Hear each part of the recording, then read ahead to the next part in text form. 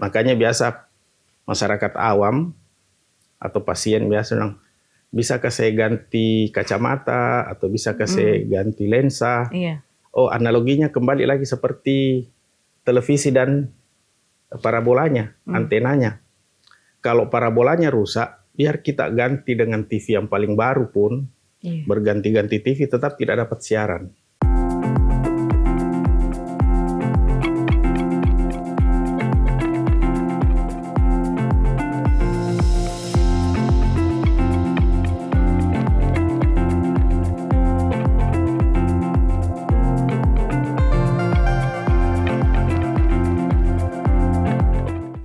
Halo pemirsa Unhas TV dimanapun Anda berada, senang sekali saya Zahra Sabita Sucheng dapat menyapa Anda dalam program Unhas Sehat.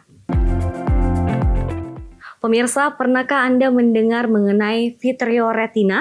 Istilah ini memang jarang diketahui oleh masyarakat umum, terutama bagi kita yang tidak memiliki latar belakang medis. Nah, dalam dunia medis, vitreoretina ini adalah gabungan dari dua kata, yaitu vitreos dan retina yang merupakan bagian-bagian dari mata.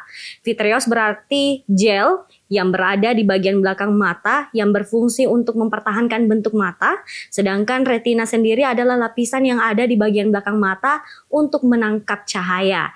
Nah, pemirsa, yang membuatnya spesial mengenai vitreoretina ini adalah bidang yang dikaji secara khusus dan lebih mendalam oleh para dokter spesialis mata atau yang biasa disebut dengan subspesialis dengan gelar SPM konsultan.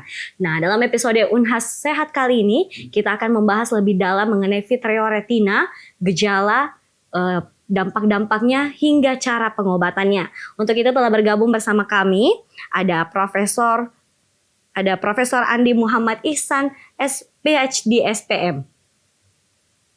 Assalamualaikum warahmatullahi wabarakatuh. Waalaikumsalam warahmatullahi wabarakatuh. Ya. Oke, nah jadi pemirsa, Prof. Andi Muhammad Ihsan ini juga sebagai Direktur Utama Rumah Sakit Pendidikan Universitas Hasanuddin.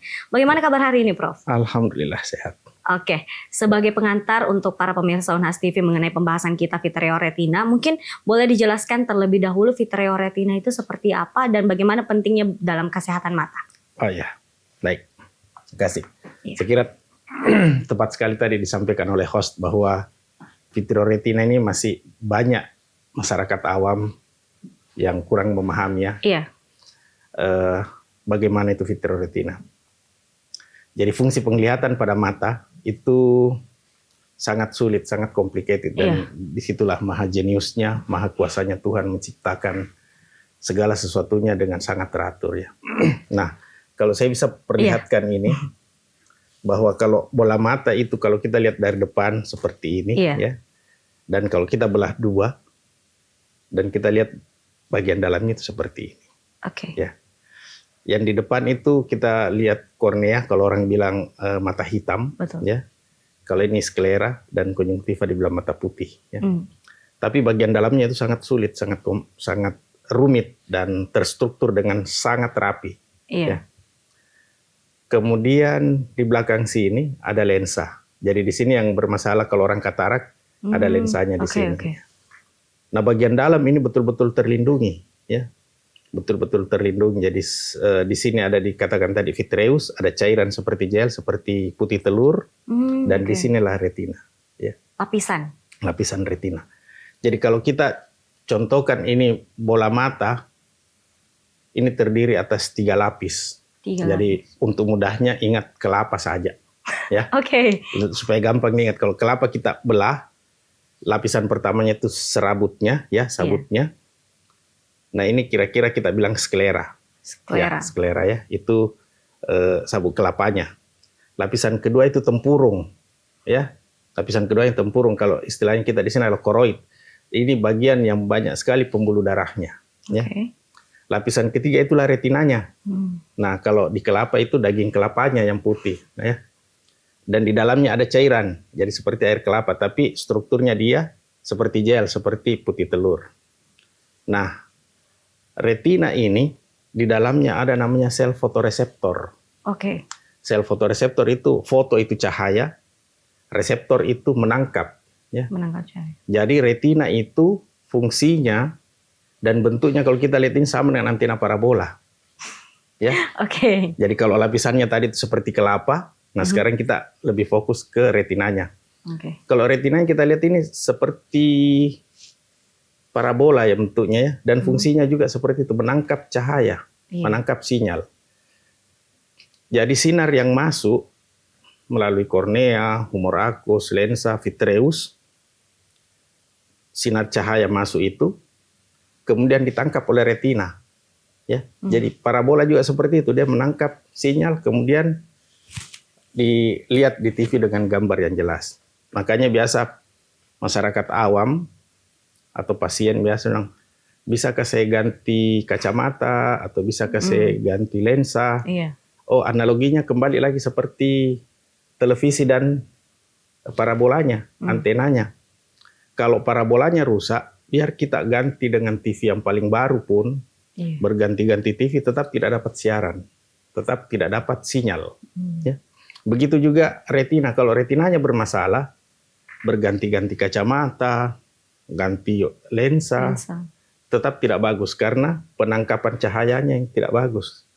Dan maha kuasanya Tuhan menciptakan ini, menempatkan bagian yang sensitif ini terlindungi dengan sangat bagus. Dilindungi oleh 3 lapis tadi, bagian dalam, dan dia di bagian belakang. Sehingga kalau misalnya ada masalah, terbentur mata misalnya terbentur atau apa, dia masih agak jauh. Kecuali kalau benturannya hebat, benturannya keras. Ya. Nah, makanya ini retina sudah ditempatkan dengan sangat bagus, maka kita harus menjaga kesehatannya. Banyak penyakit yang bisa menyebabkan retina ini rusak, termasuk diabetes. Ya. Diabetes komplikasinya itu adalah diabetik retinopati, bisa menyebabkan kebutaan permanen. Merokok, orang yang merokok, baik yang merokok aktif, merokok pasif, merokok konvensional tembakau, atau merokok vape, itu bisa menyebabkan kerusakan pada retina dan terjadi kebutaan permanen. Nah ini mungkin pengantar bagaimana pentingnya itu retina. Ya. Jadi memang pembahasan mengenai mata ini cukup kompleks ya, Prof. Ya. Tadi disebutkan bahwa analoginya ini boleh. Seperti kelapa ya. Ya. Jadi jadi ada 3 lapisan ya. 3 lapis, Prof. Ya. Untuk yang pertama itu sklera. Sklera, betul. Yang kedua? Koroid, dan yang ketiga? Retina. Untuk retina kan fungsinya menangkap cahaya. Betul. Kalau untuk 2 lapisan ini? Nah, Nah, yang lapisan pertama itu sama dengan kerangkanya mata. Sama betul dengan sabuknya kelapa ini. Ya. Jadi dia melindungi mata melindungi ini bagian kelapa. Kelapa kan dia tumbuh tinggi ya. Iya. Jadi kalau dia jatuh, bagian dalamnya tidak rusak karena ada pelindungnya. Nah begitu juga ini. Ini adalah kerangkanya. Sklera itu adalah kerangkanya mata. Kemudian koroid itu adalah kaya akan pembuluh darah. Jadi dia memberi makanan ke sepertiga bagian dalam retina yang tidak ada pembuluh darahnya. Jadi retina itu terdiri dari 10 lapis. Retina ini tipis sekali. Dia cuma ketebalannya 240 mikrometer sampai 500 mikrometer. Tapi ada 10 lapis? Ada 10 lapis. Luar biasa ini. Sangat mikroskopik. Ya. Bagian paling tipisnya itu cuma 240 mikrometer. Jadi kira-kira berapa ya? 1/4 milimeter ya. Ya. Kemudian bagian dalamnya itu, bagian tertebalnya itu adalah 500. Jadi setengah milimeter. Kira-kira seperti itu ya. Ya. Dalam serabut yang sangat tipis itu terdiri atas 10 lapis. Ya. Dan 2/3 lapis bagian dalam itu ada pembuluh darahnya. 1/3 lapis bagian luar itu tidak ada pembuluh darah. Dan disitulah letaknya fotoreseptor itu. Disitulah letaknya sel-sel yang berfungsi untuk menangkap cahaya. Dia tidak ada pembuluh darahnya. Nah, dia mendapatkan makanan dari lapisan kedua tadi itu, koroid. Ya. Yang kalau di kelapa kita bilang tempurungnya. Ya. Nah, lapisan dalamnya itu yang lapisan kelapanya. Ya. Jadi memang cukup terlindungi untuk retina, lapisan retina ini sendiri. Mungkin selanjutnya apa saja sih sebenarnya gejala yang bisa kita lihat ketika seseorang memiliki permasalahan pada retina? Oke.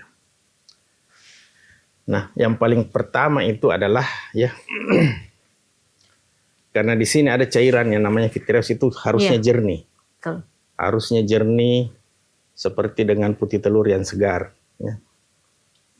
Di saat dia terjadi radang, ya, meradang ini di daerah belakang sini, apakah retinanya meradang atau struktur sekitarnya, maka sel-sel radang ini pertama pasien melihat seperti floaters. Floaters itu bayangan yang melayang-layang, ya. Bayangan yang melayang-layang. Jadi adanya sesuatu yang menyebabkan cairan ini yang harusnya jernih menjadi tidak jernih, ya. Jadi kalau cairan ini menjadi tidak jernih bisa akibat radang, bisa akibat ada darah di situ, ya. Kalau ada darah, jadi bayangan itu akhirnya terhalang. Jadi seperti kayak ada bagian yang melayang, floating mass, ya, floaters. Makanya kalau ada keluhan seperti itu harus segera periksakan ke dokter mata untuk dilihat apakah ada masalah dengan retinanya untuk mendapatkan pengobatan sesuai dengan penyebabnya. Betul. Karena tidak kasus penyakit retina tidak semua mendapatkan pengobatan yang sama. Tidak semua harus dioperasi. Ya, jadi bermacam-macam. Tidak semua harus di laser. Tidak semua harus diinjeksi. Jadi banyak macam modaliti pengobatan tergantung kausanya, tergantung penyebabnya. Apakah mata sensitif terhadap cahaya itu juga penanda ada gangguan di bagian retina atau bagaimana? Salah satu. Jadi kalau ada radang entah radangnya berada di cairan vitreous atau cairan di depannya, maka begitu sinar masuk, maka ini akan terhambur sinarnya sehingga pasien akan merasa silau, ya, karena hamburan dari sinar-sinar itu. Kalau tidak ada radang, sinar masuk dibiaskan tepat di retina. Ya. Tadi sempat dimention bahwa pengobatan yang dilakukan untuk kasus seperti ini untuk retina sendiri akan disesuaikan dengan apa gejala atau penyebabnya. Betul. Kalau untuk vitreoretina sendiri itu diagnosisnya seperti apa sih, Prof? Oh, banyak.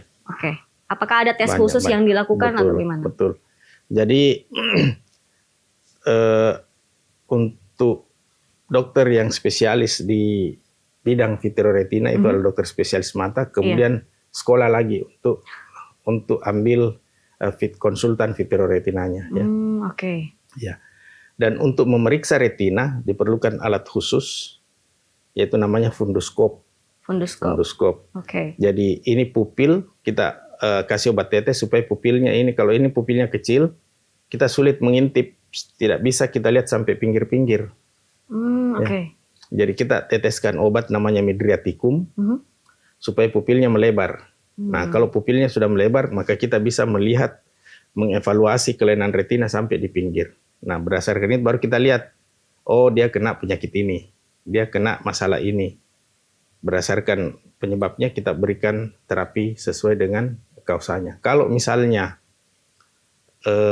tahapan diabetik retinopati yang sudah perlu ditangani, ya penanganannya ada dua.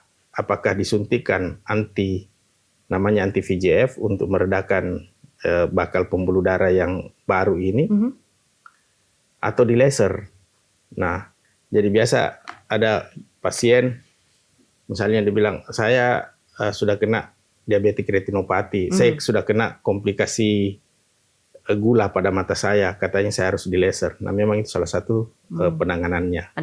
Nah, pada tingkatan yang lebih parah, pembuluh darah di dalam sini, pembuluh darah di dalam itu pecah dan banyak darah di sini, nah itu dioperasi. Operasi untuk bersihkan darahnya, kemudian di laser. Tadi sempat dimention bahwa alat yang digunakan untuk melakukan tes pada vitreoretina adalah funduskop ya. Kalau di Indonesia sendiri, khususnya di Sulawesi Selatan, Makassar ini bagaimana? Apakah memang sudah dapat diakses dengan baik semuanya rumah sakit atau bagaimana?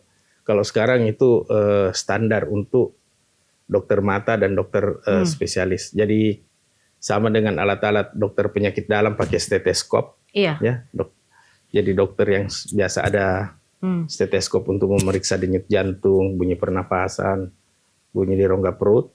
Ya. Tapi kalau dokter mata, khusus untuk vitreoretina itu adalah funduskop. Oke. Untuk melihat kelainan di retina sini. Oke, nah berdasarkan artikel yang sempat kita cari bersama-sama dengan tim, ini ada yang disebut dengan vitreoretinal disorder atau kumpulan penyakit yang menyerang vitreous dan retina. Mungkin boleh dijelaskan? Jadi kalau vitreoretinal disorder itu ada suatu banyak ya. Iya. Ini itu masih secara general. Betul. Masih secara general ada suatu kelainan pada vitreous kah? Atau pada retina kah yang menyebabkan gangguan penglihatan. Karena kalau vitreous bermasalah, retina bermasalah, pasti ada gangguan penglihatan. Ya.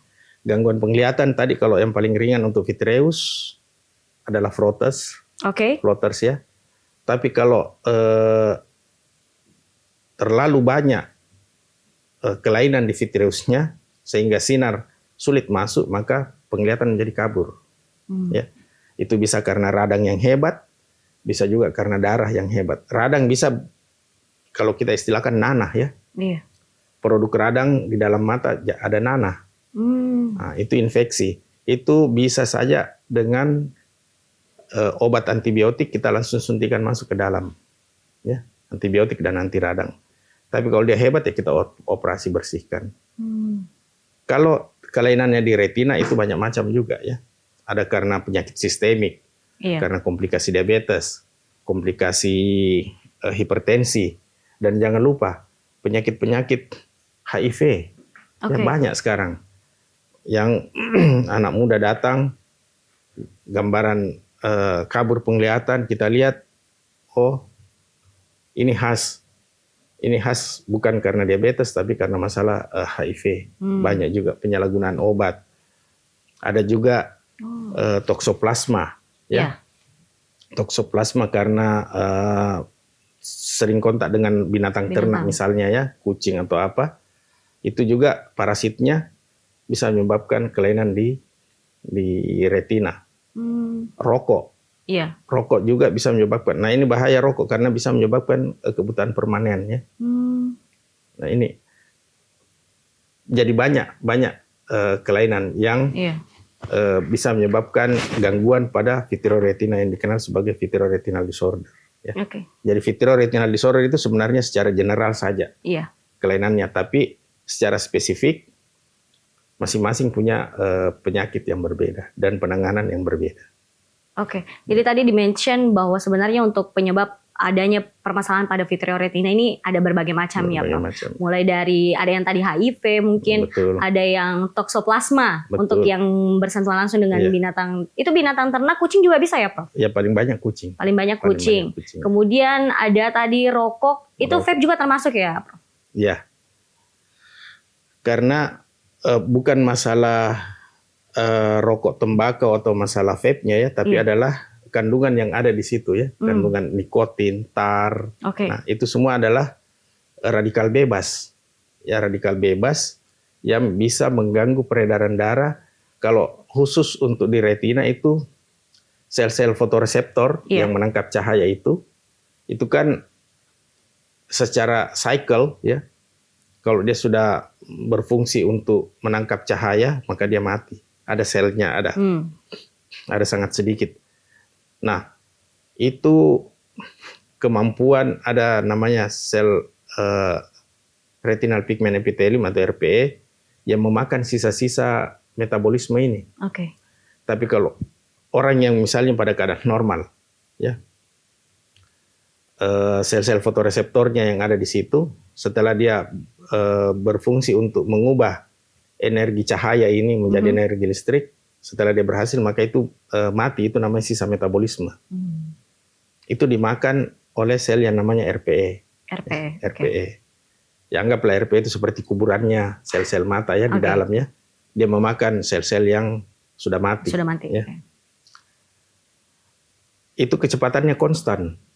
Tapi bagi orang yang radikal bebasnya banyak karena rokok ya, antioksidannya kurang, apa semua terjadi oksidatif stres.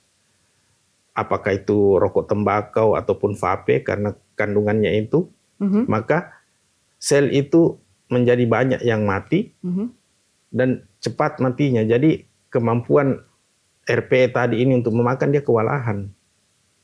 Dia kewalahan untuk misalnya dia cuma mampu makan 1 juta sel per hari, terus ternyata yang mati menjadi 10 juta sel per hari, maka dia kewalahan dia. Nah, itu menumpuk itu. Tidak bisa diselesaikan, akhirnya itu menjadi penyakit. Oke, memang jadi complicated sih. Iya, agak rumit juga. Agak rumit juga, iya. Oke, dan bahkan penyakit pada vitreoretina ini dapat mengakibatkan pada kebutaan permanen ya? Kebutaan permanen, betul. Karena kalau retina ini adalah sel serabut saraf. Sel serabut saraf tidak bisa meregenerasi dirinya sendiri ya rata-ratanya, kecuali dengan selular terapi. Yang sekarang berkembang itu adalah selular terapi. Kalau RP-nya rusak, RP-nya diganti, fotoreseptornya rusak, tapi itu masih dalam tahap penelitian dan masih dalam tahap pengembangan ya. Sudah ada juga dilakukan pada manusia, tapi masih jumlah sampel yang sangat sedikit. Ya.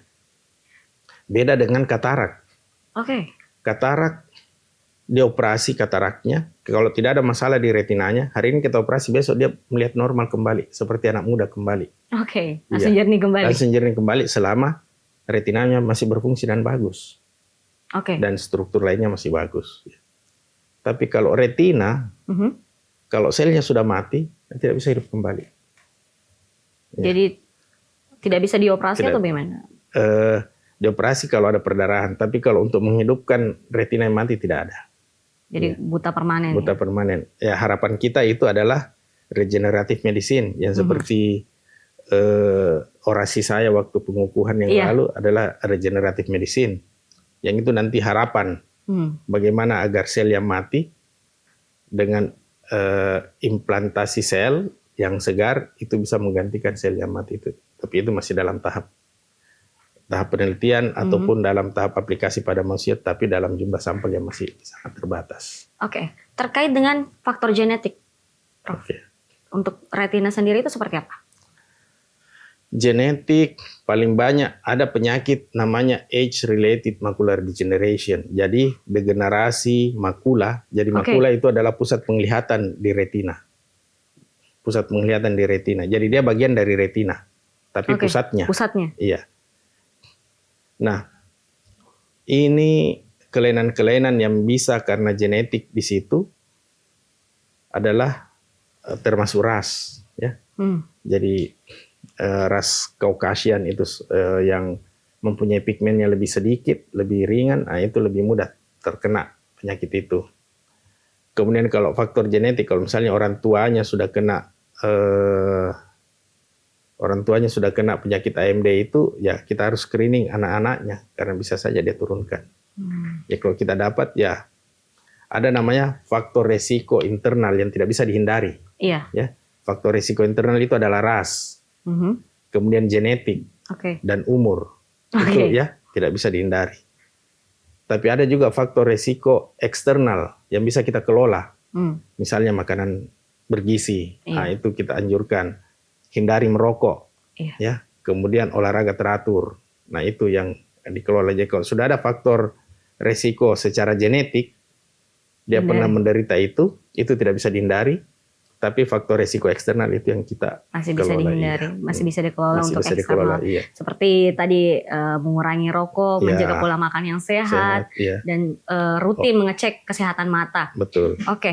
Selanjutnya nih Prof, tadi kan untuk salah satu penyebab untuk penyakit pada vitreoretina adalah yang sekarang adalah diabetes atau gula. Apakah itu menurun juga pada ada di faktor genetik atau seperti bagaimana? Misalnya orang tuanya punya penyakit yang itu, apakah nanti anaknya akan berpengaruh atau bagaimana? Kalau diabetes, diabetes memang banyak genetiknya juga. Jadi genetik. Kalau orang tuanya diabetes, ya hati-hati anaknya diabetes. Nah, makanya kalau sudah ada satu faktor resiko, itu kan genetik namanya faktor resiko.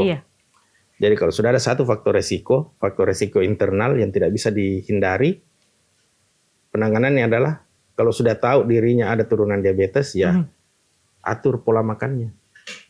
Jangan sudah tahu dia ada faktor resiko internal, faktor resiko eksternalnya dia tidak kelola.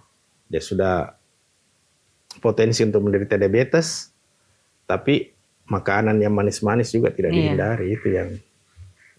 Jadi memang sekarang lagi banyak ya, Prof, yang penderita penyakit vitreoretina disebabkan oleh penyakit gula ini. Di Indonesia urutan kelima tertinggi di dunia. Untuk vitreoretina? Untuk diabetes. Diabetes ya? Diabetes.